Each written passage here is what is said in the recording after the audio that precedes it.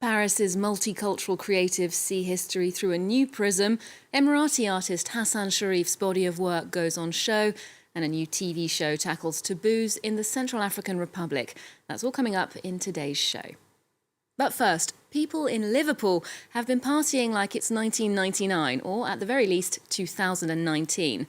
With 3,000 people attending warehouse parties for 2 consecutive evenings and a mini festival on Sunday, you'd be forgiven for thinking these are scenes from pre-pandemic times. In fact, the events were part of a government trial to reintroduce large indoor events. Catherine Viette tells us more. A taste of pre-pandemic life without masks or social distancing. For these 5,000 British festival goers, music and refreshments were the priority at the government's official test event in Liverpool. It feels fantastic. I'm here with all my mates. It's good to be back, honestly, and I think it sets a good precedent for like the summer festivals as well. In order to attend the 6-hour show, everyone had to present a negative PCR test and commit to taking a second one 5 days after the event. But the purpose wasn't just to have a good time.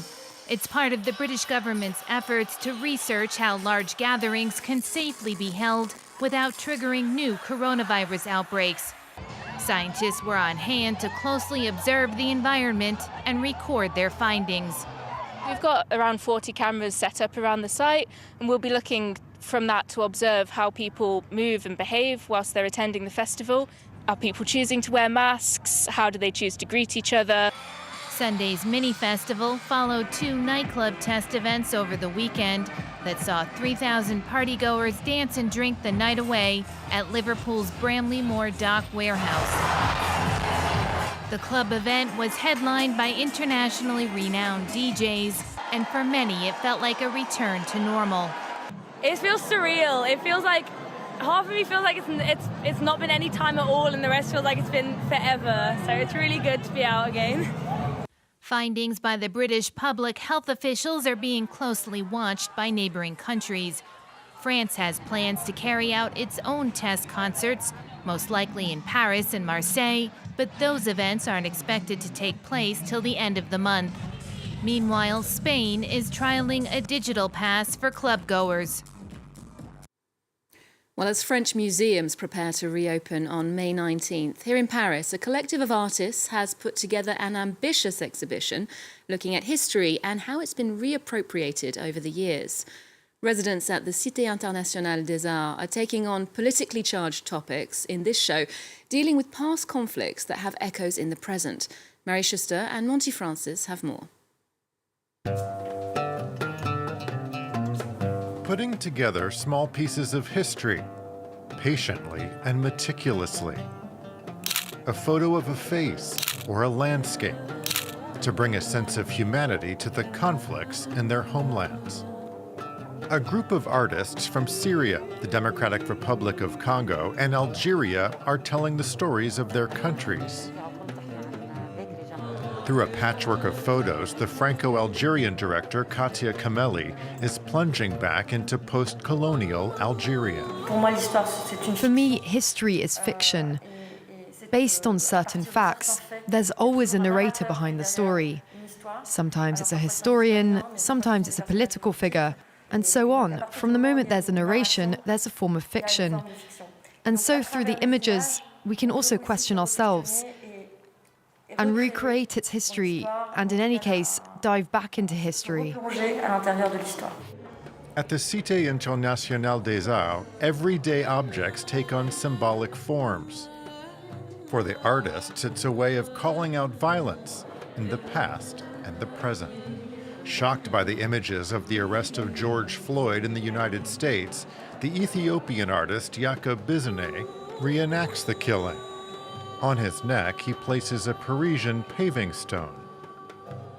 This stone that I used It represents also French people who used to be 1968 in May. I use it as a symbol how the enforcement against us, how injustice is implementing in this world. The artists and residents at the Cité Internationale des Arts are set to welcome visitors to the exhibition when museums reopen to the public through July 10th.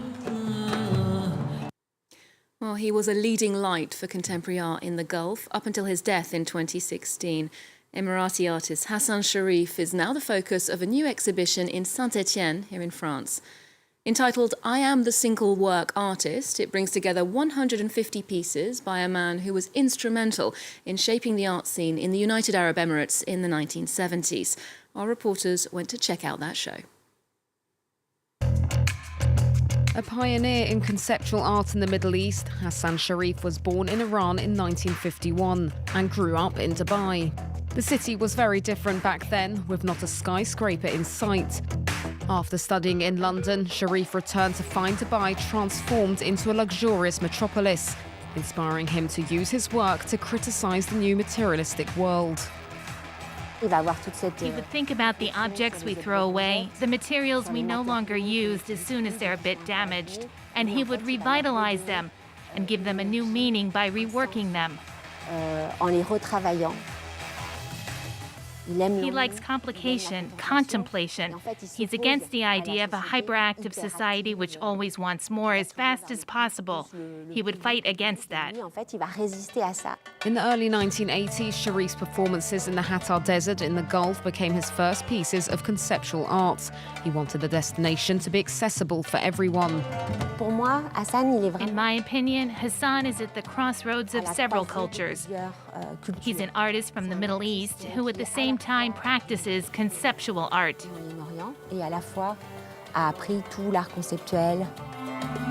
A mix of cultures and techniques. Sharif used calculations to make his own rules.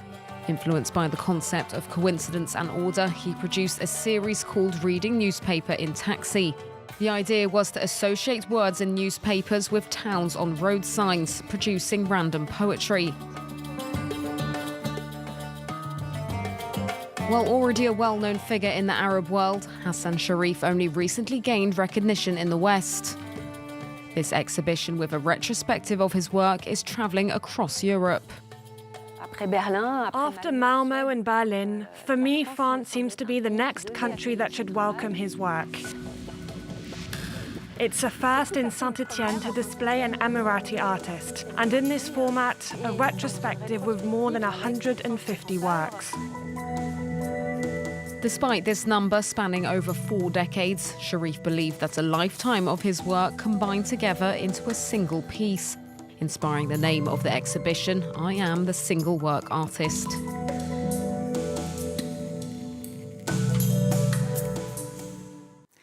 Next to a series which marks a first for television in the Central African Republic, a police drama shot entirely in Bangui, the capital.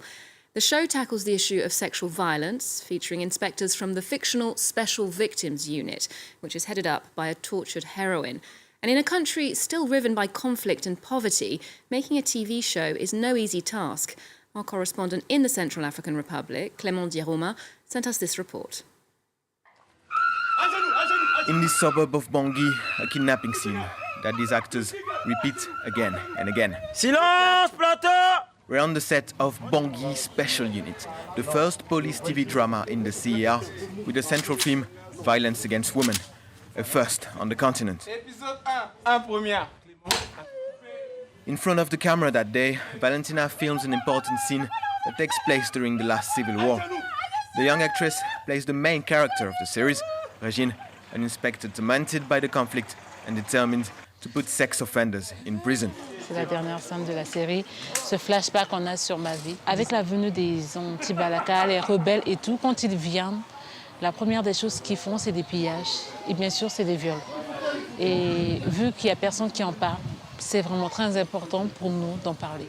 The Beninese filmmaker Elvira Jamossi was inspired by a real Central African police unit, but also by a favorite American series, which features a dozen characters just like Inspector Régine. Parce que ça fait partie de son histoire, c'est son background, c'est parce que sa sœur a été kidnappée, violée devant elle. It took Elvire years of preparation to accomplish this unprecedented project in the CER, as the country was torn once again by violence. She raised 500,000 euros with the help of the European Union and French-speaking initiatives to make the first season happen. After several weeks of filming, she's relieved. Qu'avec la situation du pays, c'était pas du tout donné. Tout le monde se disait c'est de la folie. Même moi-même, je me disais est-ce que je pourrais le faire? After the last scene, Elvire goes to the suburbs of Bangui to discover the first shots of the shooting on the screen. De voir les images en face comme ça, c'est vraiment génial. The rough cut of the drama has been edited by Guy Thierry, the technical director, already convinced of the future success of the show. Ça va déclencher quelque chose, je pense. Parce que c'est un pays vierge, c'est pratiquement la première série qu'on tourne ici. Les gens seront surpris quand même de voir les images. On a quand même bien bossé, quoi. The first season is keenly anticipated by the Central Africans. It should be completed at the end of the year and broadcast next year. Finally, we'll leave you with photography from Daoud Bey as the Whitney Museum stages a retrospective of his work in New York. For more than 4 decades, his street photography and portraiture have documented African-American experience in the United States.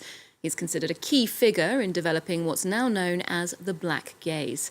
Do take a look. Otherwise, remember our website for more arts and culture. We're also on Twitter, Facebook and Instagram. There's more news coming up on France 24 just after this.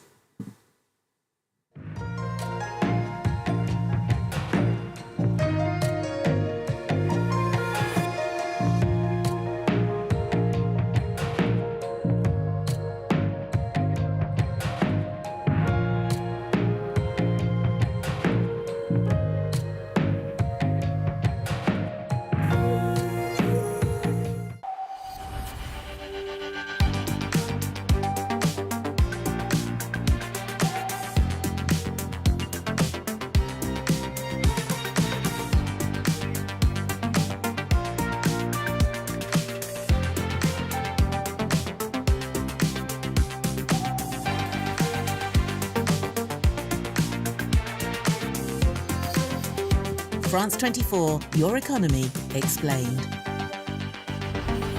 Liberté, égalité, actualité.